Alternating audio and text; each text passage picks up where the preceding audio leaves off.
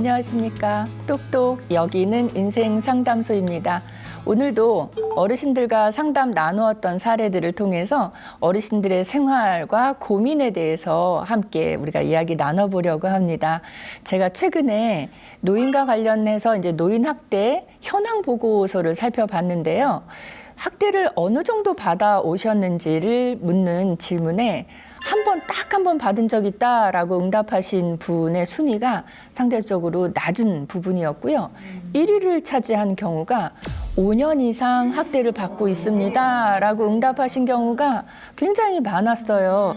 그래서 그 결과들을 보면서 노인 학대는 받으셔도 밖으로 이게 노출이 되거나 사람들에게 알려지지 않은 채로 그 안에서 은폐된 채로 계속 이루어지는 특성이 있나 보다 이렇게 또 생각이 들었어요. 그래서 좀 그런 부분에 대한 심각성을 느낄 수가 있었고요. 또 하나는 노인학대 이 사례, 신고를 어느 지역이 제일 많이 했는가. 즉 우리나라의 지역별로 봤을 때 학대가 어느 지역에서 제일 많이 일어났는가를 살펴봤더니요. 경기도와 서울이 1, 2위를 나누고 있었어요. 그래서 저는 궁금한 게 그러면 경기도랑 서울이 노인 인구 비율이 제일 높았는가를 살펴봤거든요. 그 지역의 전체 인구 수에 비해서 65세 이상 된 노인 인구 비율을 살펴봤더니 그렇지는 않았어요. 경기도 같은 경우에는 전국 16개 시도 중에서 노인 인구 비율은 15위를 차지하는 곳이었어요. 그리고 오히려 호남권이라든가 또 강원권은 노인 인구 비율이 높은 시도였거든요. 근데 거기는 학대 비율은 낮았어요.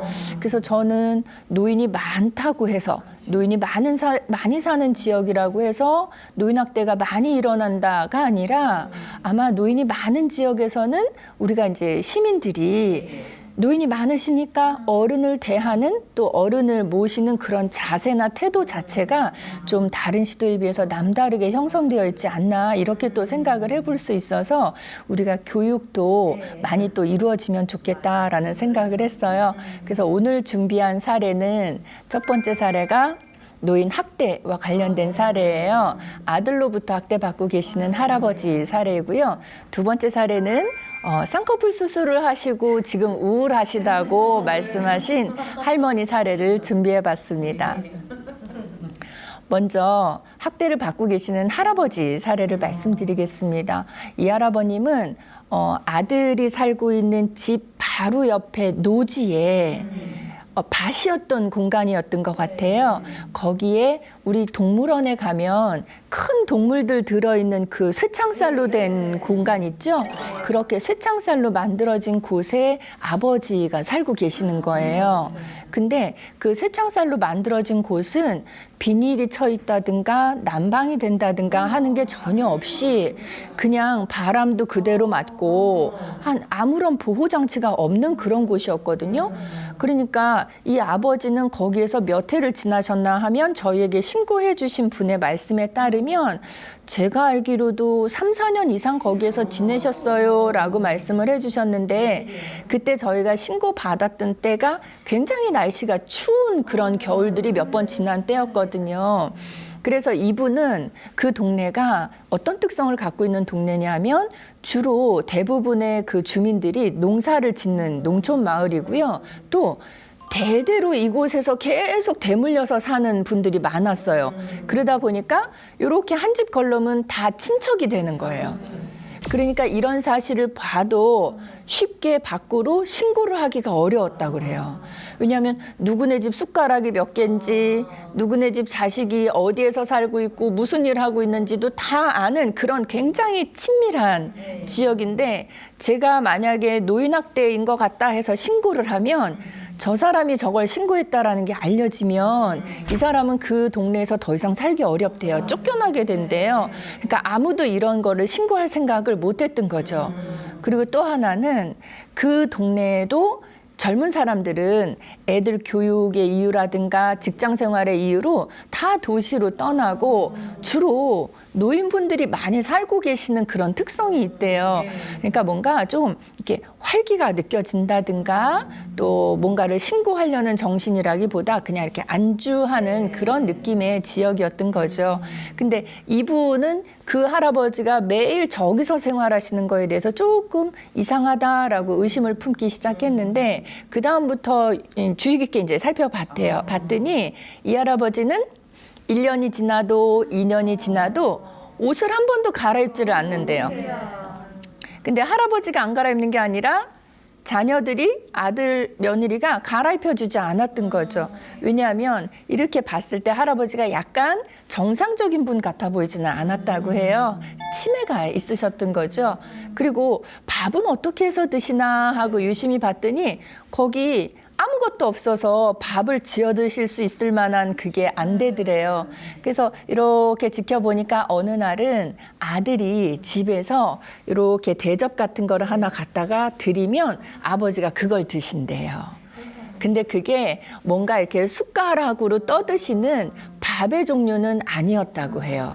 그래서 이제 그게 뭔지도 이분은 모른 채 어쨌든 제대로 된 식사는 아닌 것 같습니다. 이렇게 말씀을 하셨어요.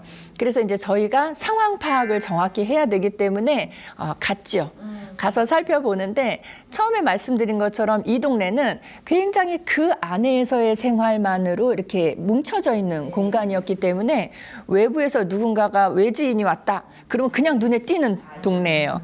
그리고 외부에서 누가 외부인이 들어왔다 그러면 사람들이 그 사람이 다니는 이 경로를 그 사람을 계속 이렇게 예의주시하는 그런 곳이에요. 그래서 저희가 이 조사와 도움을 드리기 위해서는 제대로 알아야 되기 때문에 몇 번 방문을 했을 때 자꾸 저희 차에 오셨어요. 왜 오셨냐? 어떻게 오셨냐? 그 나중에는 이분들이 어떻게 생각을 하셨냐면 저희는 그냥 지나가다가 이 동네에 한번 들러봤어요. 이렇게 말씀을 드렸더니 땅을 사러 온 사람인 줄 아시더라고요. 그래서 그 다음번부터는 저희가 방문할 때 막 달려오셨어요. 그러니까 뭐지 하고 처음에는 보셨다고 하면 그 다음부터는 막 달려오셔서 우리 땅 좋은 값에 줄 테니까 좀 사가세요. 이렇게 얘기하실 정도였거든요. 그래도 한 번 가지고는 저희가 상황 파악을 다 못하니까 여러 차례 방문을 했고 그래서 정보를 충분하게 수집을 했죠. 저희가 볼 때도 많이 이상하게 보였고요. 그러나 또 이상했던 거는 그 동네 어느 누구도 길을 지나다니면서도 거기를 보게 되는 공간이었거든요. 왜냐하면 농촌 지역에 보면 요새 이제 보수 공사라든가 이런 걸 많이 해서 농촌 지역에 있는 집들이 이렇게 좀 동화책에 나오는 것처럼 예쁘게 많이 지어져 있어요. 잘 지어져 있는데 그런 집 바로 옆이니까 거기에 쇠창살로 해놓고 노인이 갇혀져 계시니까 누구라도 길을 지나다니면서 그 어르신을 못 볼 수 없는 그런 구조예요. 근데도 아무도 그거에 대해서 아유 안 됐어, 아우 저 어르신 어떻게 하나 이런 표정이나 말은 한마디도 안 하고 그냥 그곳에 왜 나무가 늘 있었던 나무 보듯이 그냥 쑥쑥 지나다니시더라고요. 그래서 저희는 그것 또한 이상하고 궁금했습니다. 그래서 이제 결과적으로 자료를 충분히 모은 다음에 아드님을 만나서 이야기를 해봤죠. 그랬더니 아드님이 이렇게 얘기를 하는 거예요. 처음에 신고해 주신 분이 그렇게 얘기했어요. 저만 이상하다고 생각하지 우리 동네 사람들은 그냥 그럴 만한 이유가 있어 라고 이렇게 받아들이고 있다는 거예요. 근데 그럴 만한 이유가 있어 라고 받아들이는 이유가 아드님이 아버님을 처음에 이렇게 했대요. 요양시설로 모셨다고 해요. 그러니까 동네 사람들도 알죠. 저 집 할아버지가 치매가 있어서 요양시설에 갔대 이렇게 들었는데 한 달 있다가 아들이 아버님을 모시고 왔대요. 다시. 그러면서 동네에다가는 뭐라고 얘기를 했는가 하면 아니 요양시설에 기껏 아버지 보내놨더니 이런데 막 때리고 그래서 온데 멍이 들어있더라고. 제가 한 달 만에 아버지 찾아뵈러 얼굴 뵈러 가봤더니 멍도 들고 뭐 아파하시고 그래서 도저히 안 되겠다 싶어서 그런 데다가 두느니 그냥 못 모시더라도 잘 못 모셔도 내가 우리 집에 와서 모시는 게 낫겠다 싶어서 얼른 데리고 왔다고 동네에다 이렇게 얘기를 했던 거예요. 그러니까 동네 사람들 생각에는 어떤 생각이 들었겠어요? 요양시설 같은 데는 가면 안 되는 곳이구나. 거기 가면 사람 막 때리는 데구나. 이렇게 생각을 하게 됐고 이 아들의 행동을 정당하게 받아들인 거예요. 아, 그래서 저렇게 데리고 왔구나. 근데 그렇다면 제가 궁금했던 건 그렇게 모셔왔으면 잘 모시겠다. 우리 집에서 모시겠다. 시설보단 낫다라고 모셔왔으면 모셨어야 되는데 집에 안 모시고 왜 여기다 모셨을까의 얘기예요. 사실 여기다가는 모셨다고 표현하기도 어려워요. 이건 방치거든요. 그래서 물어봤더니 아버지가 치매가 심하셔서 집에 여기서 생활하시는데 손주들이 있대요. 손녀. 딸아이가 둘이 있는데 걔네들한테 못 보일 행동을 많이 보이셨다는 얘기예요. 그래서 막 옷도 계속 벗어서 아무 데나 놓으시고 옷 벗은 채로 다니시고 하니까 아이들한테도 너무 안 좋은 것 같아서 아버지를 더 이상은 집에서 못 모시겠다 이런 생각도 또 들었고 또 하나는 아버지를 그냥 자유롭게 이렇게 쇠창살 안에 넣어놓지 않고 활동 자유롭게 하시도록 해놨더니 농사를 짓는 동네인데 논이며 밭이며를 마구 할아버지가 뛰어다니셔서 온 그 농작물들 열심히 갖고 놓은 키워놓은 것들을 다 망쳐버리셨대요. 그러니까 손녀들 때문에 집 안에서도 안 되고 또 농작물들을 다 망치고 다니셔서 동네 사람들의 언성이 대단하니까 가둬놓지 않을 수 없었다는 얘기예요. 그래서 이 아들은 그러한 이유 때문에 쇠창살을 만들어 놓고 아버지를 거기다가 모시고 있습니다. 이렇게 얘기를 하더라고요. 그래서 저희가 가서 직접 눈으로 봤더니 그냥 바람이 슝슝슝 지나가는 그런 곳이에요. 그냥 이 쇠창살은 할아버지를 보호하기 위해서 만들어 놓은 게 아니라 못 나오시게 가둬놓았다는 그런 느낌이 들었어요. 그래서 뭔가 이렇게 뭐 부스러기 같은 것들도 있고 해서 그러면 아드님이 아버님 식사는 어떻게 하고 계십니까? 라고 봤더니 적어 드려요 라고 말씀하시는데 거기에 이렇게 푸대자루 같은 게 하나 있고요. 그 그릇이 대접이 하나 있었어요. 그 왜 신고하신 분이 뭔가를 대접에 드시는 거 봤다 그랬죠? 그게 뭐였냐면 건빵이었어요. 그러니까 이 할아버지한테는 식사가 제공되지 않고 푸대자루에서 그릇에 이렇게 퍼서 갖다 드리는 그 건빵이 식사였던 거죠. 저는 참 놀라웠어요. 어떻게 우리 같으면 그런 상황에서 몇 년을 살 수 있을까? 생존에 대한 게 위협을 받을 거라는 생각이 들었거든요. 근데 이게 다행인지 불행인지 모르겠지만 할아버님 체력이 대단하세요. 할아버님이 젊으셨을 때 해병대 출신이시래요.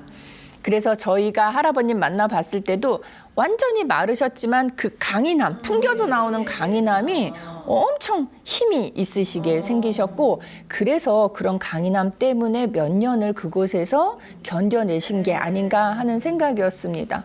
그래서 이제 저희가 그렇게 전문가들이 가면 사실 방해하는 사람들이 많아요. 특히 그런 곳들은 집성촌의 개념이기 때문에 아유 당신이 뭘 알아서 그래 이런 식으로 반대를 하는데 일단 학대를 하고 있는 가정에 저희가 갔을 때 제일 많이 듣는 말이 뭐냐면 가족들이 이 댁도 며느님이 그렇게 얘기를 했어요. 아유 안 그래도 아버님 집 안으로 모시려고 막 그러던 참이었는데 한 일주일만 뒤에 오셨으면 이렇게 살지 않으시는 거 보셨을 텐데 에이 일주일 땡겨 오셔서 그렇다고 그러면서 며느님이 하시는 말씀이 그냥 지금 가셨다가 일주일 뒤에 다시 오시면 안 돼요? 그러면 달라져 있는 모습을 저희가 보여드릴게요. 이렇게 얘기를 하시더라고요. 근데 그 말씀은 이 댁뿐 아니라 다른 댁도 학대를 심하게 하다가 이게 발각이 되면 사실이 알려지면 그때 핑계로 제일 많이 하는 말이에요. 아버님 지금 막 우리가 이렇게 여행도 보내드리고 이렇게 하려 그러는 참이었는데 오셨네요. 이런 말씀들을 참 많이 하시거든요. 그래서 어쨌든 아드님한테 물어봤어요. 저희가 알고 있는 요양시설에 대한 거는 그렇게 노인을 뭐 때린다든가 하면 이건 바로 그 시설은 폐쇄예요. 노인 학대 중에서도 굉장히 심각한 학대이기 때문에 제가 여쭤봤어요. 그 어느 시설이었습니까? 제가 가서 조치를 해드리겠습니다. 대신 그때 그냥 오셨습니까? 아드님이 그 사실을 확인하셨다면 그냥 오셨으면 안 됩니다. 반드시 신고를 하셨어야 됩니다. 그리고 법적인 처벌과 보상을 충분히 받으실 수 있었던 상황입니다. 라고 말씀드렸더니 머뭇머뭇하세요. 근데 시설 이름은 말씀을 해주셨어요. 그래서 저희가 이제 그날은 돌아온 다음에 시설을 이제 알아보고 시설에 찾아가서 상황을 파악을 해봤더니 아드님이 얘기한 게 일부는 사실인데 많은 부분들이 거짓이었던 거죠. 이 아들은 큰 그림을 갖고 일부러 아버지가 치매가 걸려서 이제 더 이상은 집에서 이렇게 자유롭게 모시기는 어렵다. 함께 살기 힘들겠다라는 판단이 든 다음에는 이렇게 밖에다가 모실 생각을 하고 그러려면 동네 사람들에게 내가 할 말이 있어야 되겠다라는 생각에 계획적으로 시설에 한 달간 모셔놨던 거예요. 근데 사실 내가 집에서 이 치매이신 아버지를 모시기 싫으면 시설에 모시면 되잖아요. 근데 시설에 모시려니까 돈이 들어갔던 거죠. 근데 이 아들은 아버지를 모시기도 싫고 돈도 내기 싫고 그래서 일단은 한 달은 보내자. 그리고 한 달 있다가 틀림없이 모시고 오면서 동네에다가는 그런데 갈 때 못 되는 곳이다라고 얘기하자. 이렇게 미리 계획을 했던 거죠. 어떻게 보면 이거는 범죄지요. 그래서 어쨌든 그렇게 해서 모시고 와서 생활을 했던 거죠. 처음에 말씀드린 대로 이 지역에는 젊은 분들보다는 연세 있으신 분들이 많으셨어요. 그래서 저희가 가서 개입을 하고 전문가로서의 도움을 드리려고 딱 들어갔을 때 왈가왈부하시는 분들이 많았죠. 일단 며느리가 반대했고요. 아들은 좀 시큰둥하게 좀 받아들이는 입장이었던 것 같고요.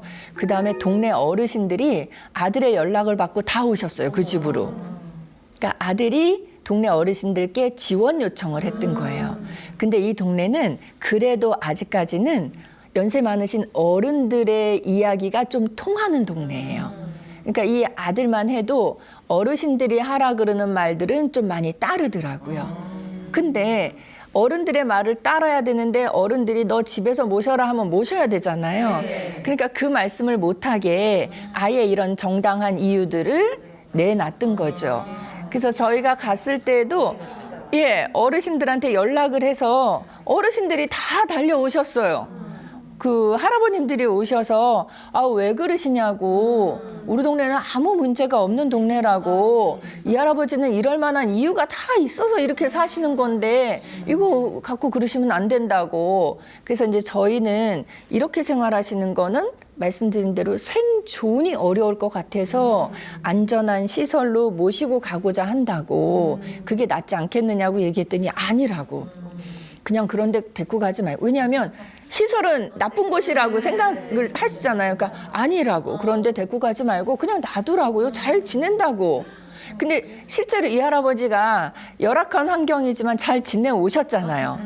잘이라는 말이 좀 어폐가 있지만 그 가운데서 몇 년을 저렇게 지내시니까. 그리고 할아버님이 이렇게 밥 달라고 소리를 지르거나 이런 거 전혀 없으세요.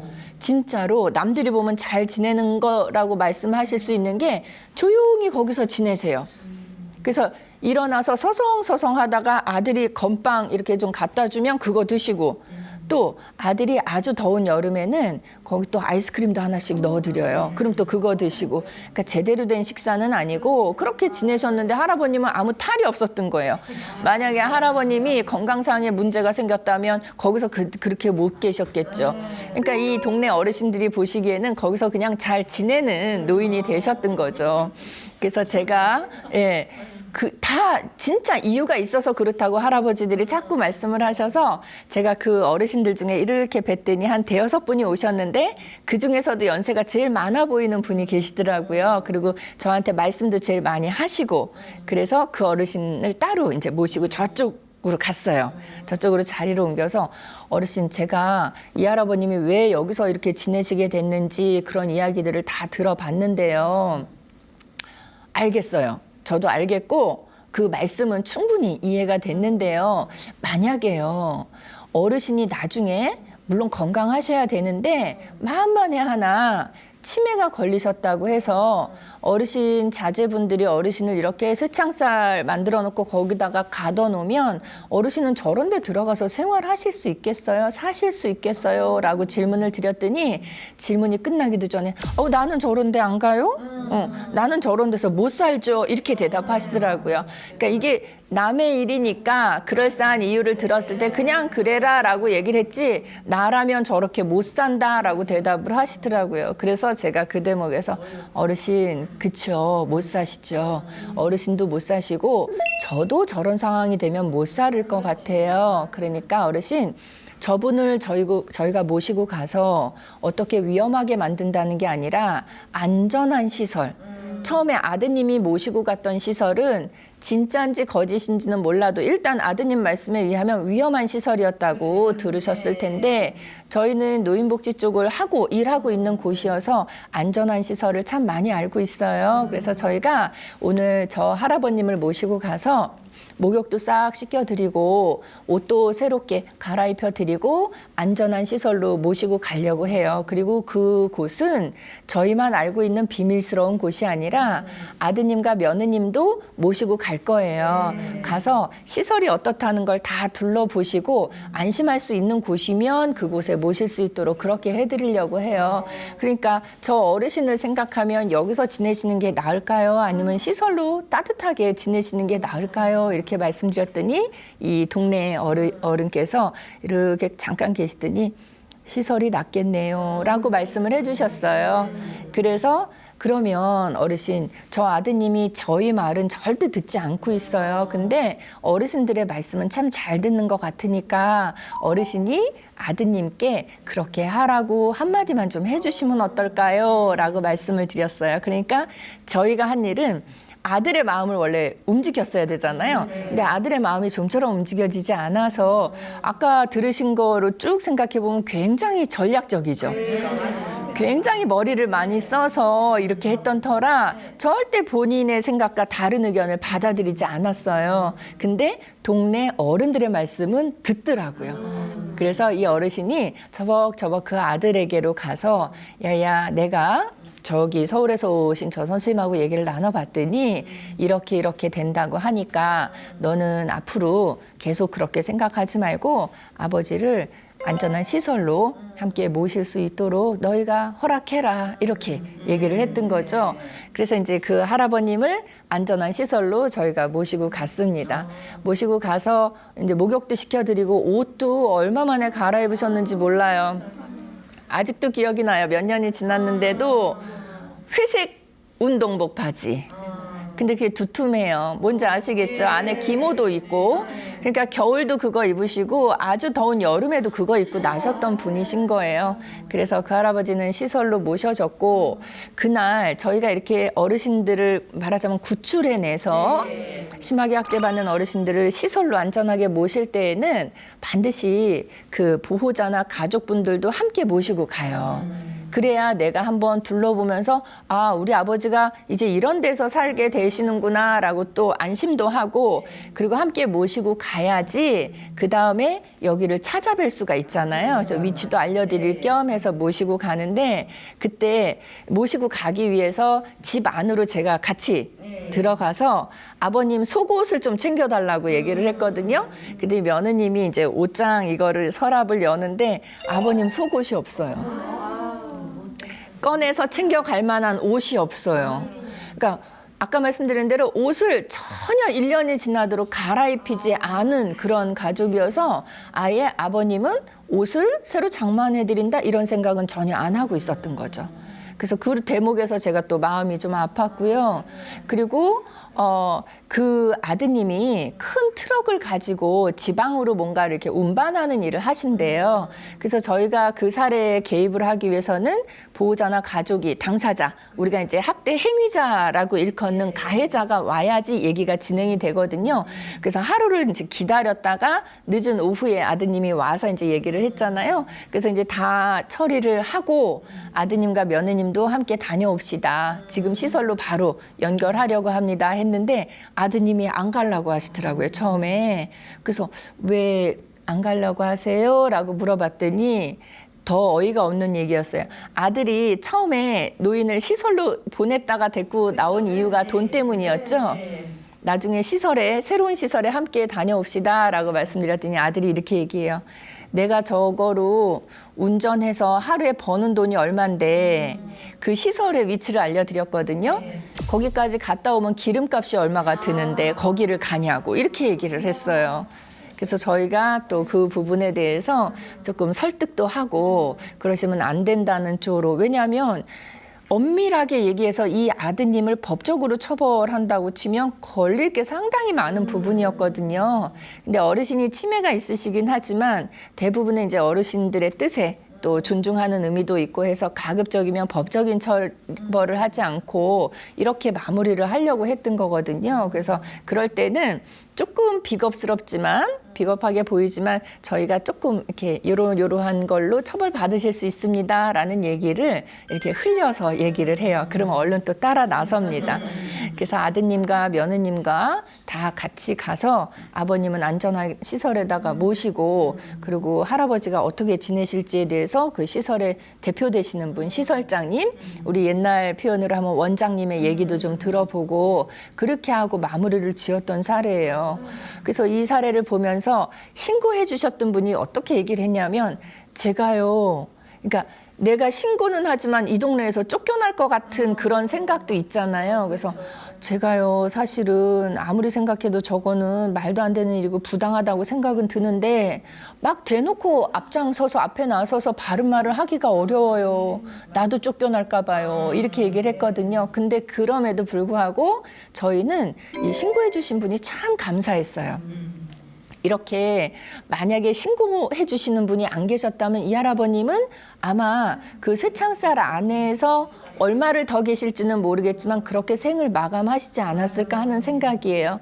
그래서 저는 이 사례를 보면서 나는 작은 일이라고 생각할지라도 이렇게 신고해 주시는 일이 결코 작은 일이 아니고 굉장히 큰 도움을 주신 거라는 그런 생각을 갖고 우리 주변에 이렇게 길 다니시다가 또는 동네에서 생활하시다가 조금이라도 우리 기본 상식선에서 벗어나는 것 같은 눈에 조금 밟히거나 거슬리는 일이 있으면 언제든지 선생님들도 저도 또 이 방송 보시는 여러분들도 신고를 해주시면 그 어르신에게 가장 적합한 도움이 될 만한 그런 노력들을 해드릴 수가 있을 것 같아요.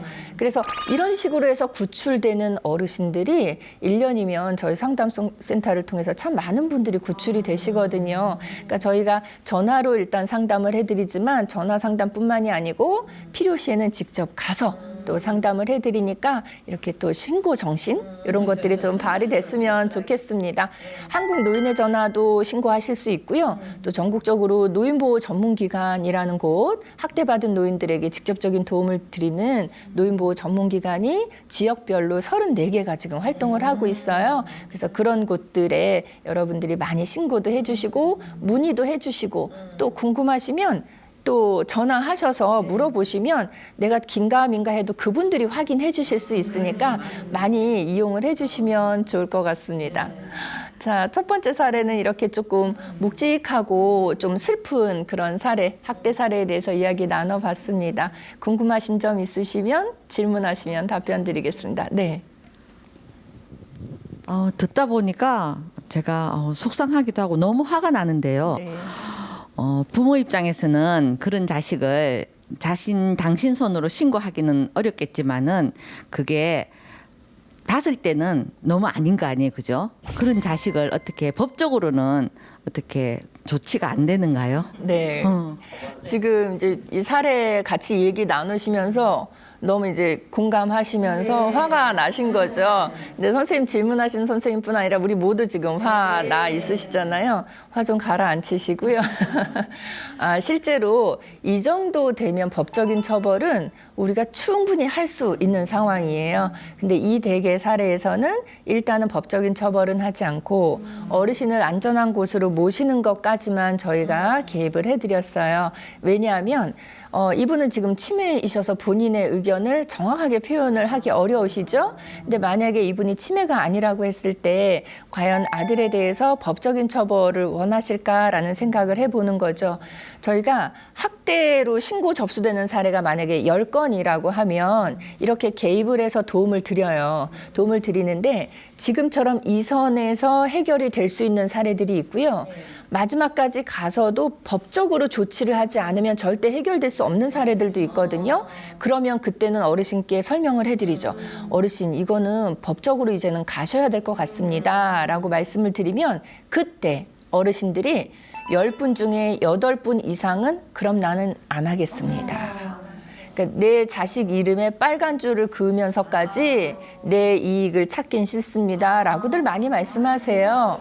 네, 그래서 지금 이번 사례에서는 법적인 처벌까지는 안 하고 이 정도 순에서 종료를 했지만 만약에 이 댁에서 또 다른 이와 관련된 사례가 발생이 된다, 또 아버지를 다시 모시고 간다든가 어떠한 일이 벌어지면 그때는 앞에 했던 그 과실까지 다 포함시켜서 아마 법적으로 잘못을 따져 물어야 될 것 같습니다. 또 지역사회 안에서 우리가 신고 많이 하시면 좋다고 말씀하셨는데 노인보호 전문기관이나 노인의 전화 같은 상담센터를 이용하시기 어렵다고 하면 농촌 지역은 특히나 보건소가 많은 역할을 해주고 있거든요. 그래서 보건소에 가서 슬쩍 말씀을 하신다든가 보건소에 가서 물어보고 오시면 이 신고자에 대한 비밀 보장은 또 철저하게 이루어지니까 그렇게 많이 이용하시면 좋을 것 같습니다.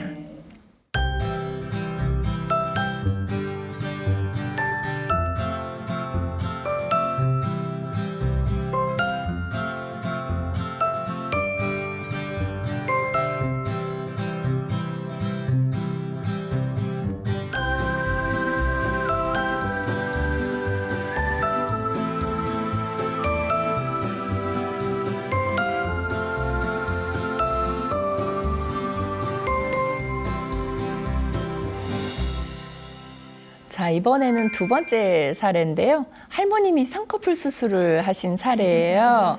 요즘 어르신들 사이에서 실버 성형에 대해서 관심 참 많으시거든요. 그래서 두 번째 사례로 쌍꺼풀 수술하신 할머니 사례를 준비를 했는데 물론 이 어르신은요. 미용의 목적으로 쌍꺼풀 수술을 하신 경우는 아니에요. 이제 살이 갑자기 찌셨대요. 지난 겨울을 나시면서 겨울에 추워서도 안 나가시고 또 코로나가 심해져서 코로나 때문에도 안 나가시고 하다 보니까 살이 겨울 동안만 5kg가 찌셨대요. 근데 뭐 우리 생각엔 그런 생각하실 수 있죠. 뭐 나도 5kg 찔 수도 있죠 생각하시는데 이 할머님 말씀은 이렇게 얘기하세요. 아니 키 큰 사람들은 뭐 5kg 쪄도 뭐 별로 표도 안 놔두고만. 근데 이 할머님은 키도 작고 이렇게 원래 마르고 어떤 체형인지 아시죠? 약간 초등학생 같은 그런 체형이시래요. 근데 거기에 살이 5kg가 찌고 나니까 할머니도 불편하신데 제일 불편하셨던 게 눈꺼풀이 이렇게 눈을 덮어서 시야가 너무 좁아지더래요. 그래서 너무 불편하시더래요. 그래서 이렇게 앞을 보실 때 원래 이렇게 보셨다고 하면 이제는 내려오니까 이렇게 보셔야지만 보인다는 거죠. 그래서 할머니가 너무 답답한 마음에 이제 안과를 찾아갔어요. 할아버지랑 같이 안과를 가셨는데 안과에서 의사 선생님이 여러 가지 이제 검사도 하고 진료를 하신 다음에 하시는 말씀이 할머니, 요새 어른들은 이렇게 눈꺼풀이 많이 내려오세요. 눈을 많이 덮어서 답답하다고 많이 말씀하시는데 이거 쌍꺼풀 수술하시면 이렇게 시원하게 보여요. 이렇게 얘기를 하시면서 쌍꺼풀 수술을 권유를 하셨다는 거예요. 근데 이 할머니가 저는 이제 짧게 얘기했지만 의사 선생님은 이제 의학적인 거를 예를 들면서 설명을 자세하게 해주셨겠죠. 듣고 보니까 저거 하면 괜찮을 것 같다는 생각이 드셨대요. 그래서 같이 마침 할아버지도 같이 갔으니까 할아버지하고 이제 의논을 하시는데 말이 의논이지 할머니가 나 하고 싶다고 얘기를 하신 거예요. 예, 그래서 이제 하시게 됐대요. 근데 이제 오늘 눈이 답답해서 병원에 진료 왜 그런가 하고 진료 받으러 갔다가 수술까지 하고 오신 거예요, 할머니가. 그래서 이제 집에 오셨는데 의사 이제 병원에서의 이야기도 있고 하니까 그리고 한동안은 바깥 외출을 안 하셨대요. 너무 이렇게 차가운 바람이 들어가면 수술한 곳에 안 좋을 것 같아서 외출을 안 하시고 그냥 이제 집 앞에 슈퍼나 이렇게 왔다 갔다 하셨는데 동네 슈퍼 아주머니가 그렇게 얘기를 하시는 거예요. 아우 할머니 이제 한 3주 지났는데 이 정도면 야 조금 이따 자리 잡으면 진짜 이뻐지시겠어요. 이렇게 얘기를 한 거예요. 제가 볼 땐 슈퍼 아주머니가 상담가예요. 왜냐하면 수술하고 3주면 사실 이쁜 모습은 아닐 거예요. 제일 안 이쁠 때일 것 같은데 이 슈퍼 아주머니는 좀 희망적인 말을 해준 거예요. 그러니까 할머니가 안 그래도 좀 위축이 되어 있을까 봐 위로의 말을 건넨 건데 할머니는 슈퍼에 한번 갔다 오면 이렇게 위로를 자꾸 받으니까 자꾸 이제 슈퍼만 왔다 갔다 하신 거죠. 그래서 할머니 머릿속에는 다른 사람의 의견은 한 번도 들은 적이 없고 오로지 수술 후의 의견은 슈퍼 아줌마 의견만 들은 거예요. 그래서 좀 이따 자리 잡으면 되게 이뻐질 거다 이렇게 계속 생각을 하고 있었는데 아들네하고 며느리가 또 딸네 식구들하고 같이 이제 식사를 할 자리가 있었던 거죠. 그래서 이제 집에 다 모였는데 그동안은 내가 이거 쌍꺼풀 수술했다는 말을 자녀들한테는 하지 않으셨어요. 왜냐하면 시간이 한참 지난 다음에 자연스럽게 보면 뭐 보게 되는 그때 알게 될 텐데 뭘 굳이 얘기를 해라고 생각해서 얘기를 안 했는데 식사를 하러 아들네랑 딸네가 딱 와서 엄마를 딱 보더니 난리가 난 거죠. 슈퍼 아주머니는 좀 예의도 차리는 관계고 또 이렇게 연륜도 있으시니까 위로도 좀 해드리고 해서 좀 이렇게 미화시켜서 좋게 얘기를 하셨는데 아들과 딸은 사실 엄마한테 예의를 갖출 이유도 없고 그냥 직설적으로 파파파파파 얘기를 한 거예요. 또 뭐라고 얘기했냐면 제일 먼저 한 얘기가 아니 이 나이에 무슨 수술이냐 이거부터 시작해서 아니 어째 눈이 더 작아진 것 같다라는 얘기부터 해서 엄마 어디 가서 수술하셨냐? 그러니까 아니 여기 늘 다니던 안과에 가서 했다. 거봐 쬐끄만 병원에 가서 했으니까 그렇지 좀 크고 좋은 데 가서 했어야지 그게 뭐냐고. 그래서 오히려 더 흉측해졌다고 얘기를 하면서 심지어는 그 같이 모여 앉아서 밥을 먹는 동안 할머니를 제대로 쳐다보려고도 하지 않더래요. 그러니까 할머니 너무 이게 상처를 받으신 거예요. 왜냐하면 슈퍼 아주머니가 그동안 이렇게 좋게 얘기해 주셨던 게 없었다면 이 말을 들었을 때 어머 그런가? 이렇게 생각할 수도 있는데 어머 그런가 정도만 생각하실 수 있었는데 슈퍼 아주머니는 이렇게 좋다고 얘기했는데 갑자기 아들 딸들은 이렇게 얘기를 해버리니까 너무 충격을 받으신 거예요. 그래서 할머니가 너무 속상하시고 또 입맛도 없고 기운도 없고 그러면서 거울을 보면서 아들과 딸이 한 얘기가 자꾸 떠오른다는 거예요. 그래서 보니까 사실 할머니 생각에도 시야가 더 넓어졌다는 생각이 안 드셨대요. 수술을 하고 나서도. 근데 제 생각에는 그럴 수도 있을 것 같아요. 아직은 아물지 않았잖아요. 회복기이기 때문에 조금 더 지나셔야 될 것 같기는 한데 그 상태로 이제 거울을 보시는데 아들, 딸들의 얘기가 자꾸 오니까 이런 생각이 드시더래요. 자꾸 더 우울해지고 또는 할머님이 나는 옛날에 그래도 눈이 작긴 했어도 다른 사람한테 이렇게 혐오감을 줄 인상은 아니었는데 아들 얘기를 듣고 나서 거울을 보니까 왠지 좀 혐오스러워 보이더라는 거예요. 할머니가 안 그래도 그 찬바람 쐬면 안 된다고 집에만 계셔서 우울해 있던 차인데 아들, 딸이 와서 완전히 대포를 쏘아버린 거죠. 그래서 할머니 생각에는 이제 3주 지나 4주 지나 이렇게 되니까 다음 주부터는 밖에 살살 산책도 다니고 이렇게 해볼까? 한 달 정도 지나면 그래도 조금 붓기가 가라앉는 거 아닌가? 이렇게 생각하고 있었는데 마지막에 가서 걸림돌이 생긴 거예요. 그래서 할머니가 나는 이제 앞으로 밖에 안 나갈래요. 아무것도 못할 것 같아요. 아들, 딸들이 사실 걔네가 나를 닮아서 좀 직설적이고 솔직하기는 해요. 근데 그게 틀린 말들은 아닌 것 같아요. 듣고 보니까. 오히려 슈퍼 아주머니가 좋게 얘기해 주신 거지 아들, 딸 얘기가 맞는 것 같기도 해요. 그러니까 나는 앞으로 밖에 나가기 어려울 것 같아요. 이렇게 생각이 드셨대요. 그리고 그 화풀이는 어디로 갔는가 하면 할아버지죠. 왜 그때 내가 수술한다 그럴 때 안 말렸냐고. 할아버지는 그 할머니가 하겠다 그러니까 존중해서 승낙을 했다가 이제 폭탄 맞으신 거죠. 그래서 할아버지도 할 말이 없으니까 또 가만히 계시더래요. 그래서 이제 근데 그렇게 해도 할머니 속이 개운해지지는 않으시더라는 얘기예요. 그래서 할머니가 저 지금 너무 많이 우울해졌어요. 처음에 5kg 살이 쪄서 또 눈도 덮이고 해서 그때 우울했던 거하고는 비교도 못할 만큼 지금 너무 우울해졌고 자신감도 없어졌어요. 이렇게 얘기를 하시더라고요. 그래서 어떻게 하면 좋을까요? 라고 얘기하는데 제가 상담 나눠봤는데 어떻게 하면 좋을까요는 사실 별로 의미가 없는 질문이었죠. 일단은 수술을 하기 전에 질문을 하신 거라고 하면 여러 가지 정보도 말씀드리고 상담도 해드리고 의논도 해드릴 수가 있었는데 수술은 이미 진행이 됐어요. 그러니까 이 할머니는 지금 시간 이후의 삶을 어떻게 사실지에 대해서 저희하고 의논을 하셔야 되죠. 근데 제가 볼 때 할머니가 내 모습이 이상하다라고 생각한 건 예전과 비교해서예요. 지금의 모습이 과히 이상하지 않을 수도 있어요. 왜냐하면 아들과 딸들이 본 어머니의 모습도 예전의 모습을 항상 생각했기 때문에 그와 비교해서 이상하다예요. 여기서 이상하다는 진짜 이상한 걸 수도 있지만 달라졌다는 거를 받아들이지 못해서 이상하다고 얘기를 했을 수도 있거든요. 그래서 제 생각에는 할머니 다음 주부터 원래 운동 나가시려고 하셨다 그랬죠? 그랬더니 그럴라 그랬죠. 근데 안 될 것 같아요. 그러셔서 그 운동 나가시는 게 좋을 것 같아요. 할머니 원래 이거 수술하시기 전에 뭐 어떻게 지내셨어요? 생활을 하루 일과를? 그랬더니 나 여기 산에도 다녔고요. 또 한강에 나가서 걷기도 했고 또 할아버지랑 자전거도 타고 그랬었죠. 근데 이렇게 너무 세게 바람 들어오면 안 좋을 것 같아서 안 다녔던 거죠. 얘기를 하시길래 할머니 다음 주부터 그거 한번 해보세요.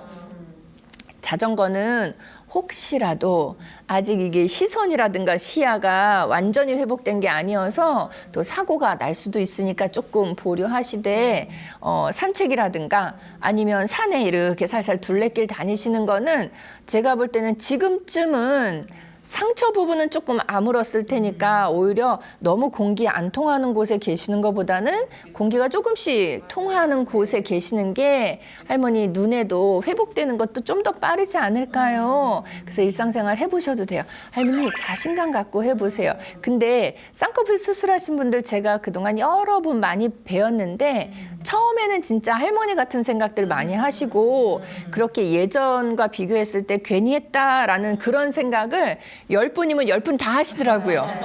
근데 이게 많이도 아니고 한 3개월 정도 지나면 내가 한 게 더 잘한 일인가라는 확신은 아니어도 그런 생각이 드시다가 6개월 정도 지나시면 예뻐지고 달라지신 모습을 보실 수 있을 거예요. 그리고 할머니는 물론 미용의 목적이 아니라 이 눈의 건강을 위해서 시야 확보를 위해서 수술을 하신 거고 의사 선생님이 할머니께 설명하기 쉽고 또 할머니가 이해하기 쉽게 하시려고 쌍꺼풀 수술입니다. 이렇게 말씀을 하셨지만 우리 어르신들이 많이 하고 계시는 수술 안검하수 수술을 하신 것 같다고.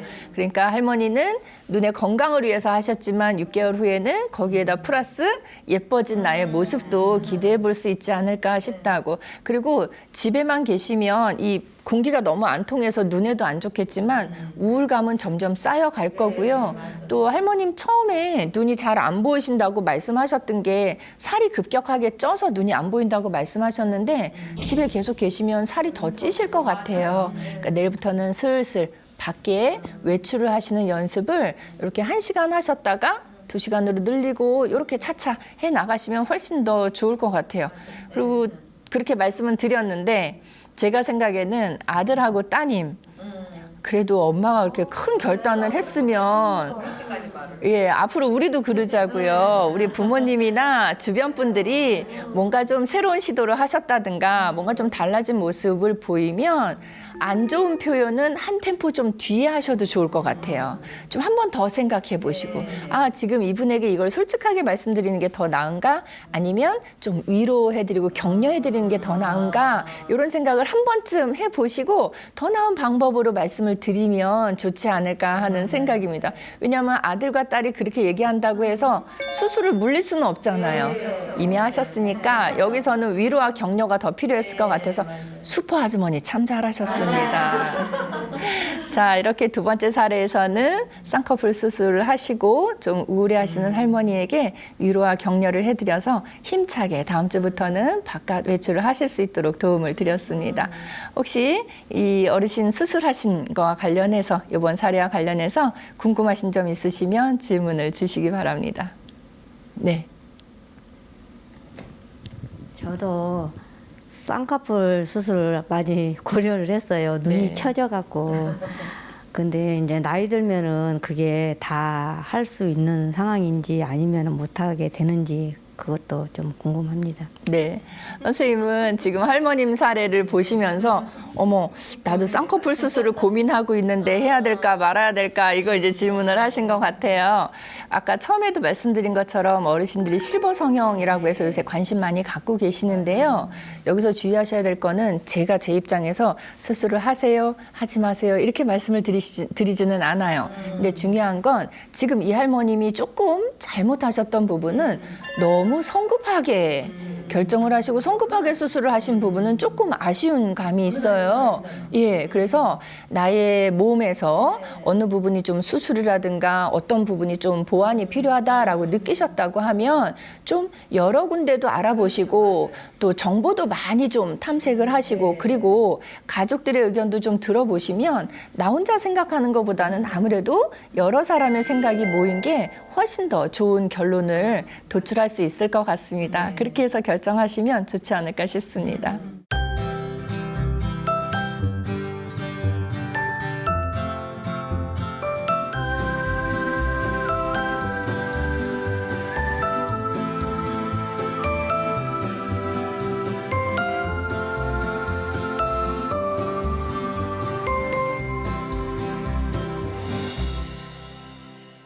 오늘 이렇게 두 편의 사례를 살펴봤습니다. 첫 번째 사례에서는 학대를 심각하게 받고 계시는 할아버지셨는데 몇 년이 지나도록 몇 년 동안 아무도 신고를 해주신 분이 없어서 그냥 그렇게 계속 생활하고 계신 할아버지셨고요.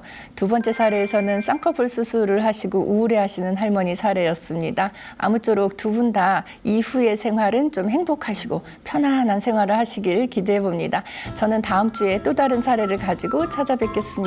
감사합니다.